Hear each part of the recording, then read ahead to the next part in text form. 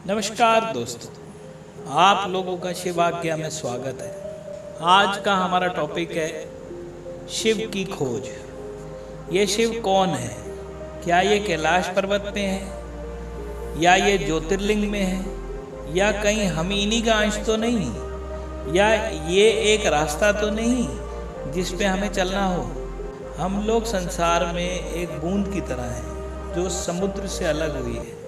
तो आज हम एक कदम रखते हैं जिससे हम भले ही उस समुद्र से ना मिल पाएं, पर कम से कम इस जन्म में ये तो जान लें हम किस समुद्र की बूंद हैं। तो चलो शिव को ढूंढने की यात्रा में पहले हम उन लोगों के बारे में जानते हैं जो इन रास्ते में पहले भी चल चुके हैं। स्वामी विवेकानंद, आप लोग इस महान आदमी का नाम तो जानते ही होंगे। इनका जन्म 12 जनवरी 1863 कलकत्ता में एक धार्मिक परिवार में हुआ।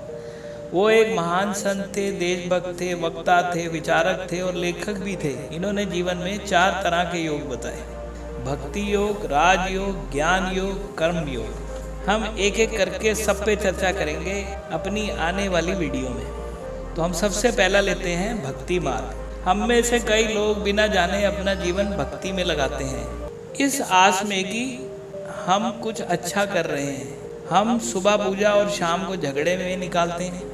तो आज हम जानते हैं कि असली भक्ति क्या है। भक्ति 2 तरह की होती है। पहली भक्ति वो जो गौड़ी करते हैं, और दूसरी परा, कुछ परवाह किए बिना बस खुश रहते हैं। शिव ने खुद शिव पुराण में कहा है, जो इस धरती पे एक क्षण भी किसी से नफरत करता है वो मुझसे प्यार कर ही नहीं सकता, क्योंकि मैं सब में हूँ। गौड़ी और परा अवस्था का जो फर्क है वो ज्ञान का अंधकार है।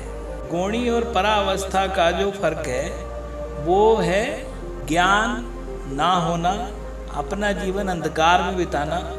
ज्ञान होगा तो अंधकार खुद ही मिट जाएगा। इसीलिए गौणी से परावस्था तक के लिए एक गुरु की आवश्यकता होती है, और वो गुरु नहीं जो सिर्फ अपनी बातों से आपको मोहित करे, पर ये वो है जो आपको ये एहसास दिलाए कि आपका गुरु आपके अंदर है, और इस गुरु पर आपने दुनिया भर का कचरा डाला हुआ है, जैसे डर का कचरा, नफरत का कचरा, ईगो का कचरा, जेलसी का कचरा वगैरह वगैरह। सबसे पहले अगर आप अपने शिव तक पहुंचना चाहते हैं तो आपकी सच्ची इच्छा होनी चाहिए। इच्छा और लगन 2 ही चीज हैं जो आपको आपसे पहचान करा सकती है।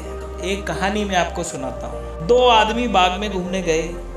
एक ने वहाँ जाते ही ये सोचना शुरू कर दिया कितने पेड़, कितने आम, कितने सुंदर जमीन, जमीन की कितना भाव, और दूसरा चुपचाप पेड़ के नीचे बैठकर आम के मजे लेने लगा।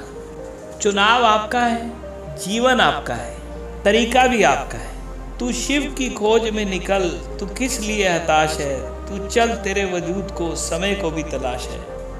धन्यवाद दोस्तों, हम जल्दी ही इसका अगला पार्ट जिसमें राजयोग के बारे में बताएंगे। तो आप हमसे जुड़े रहें, और अगर आप सच में हमारे साथ चलना चाहते हैं तो हमें कमेंट ज़रूर करें।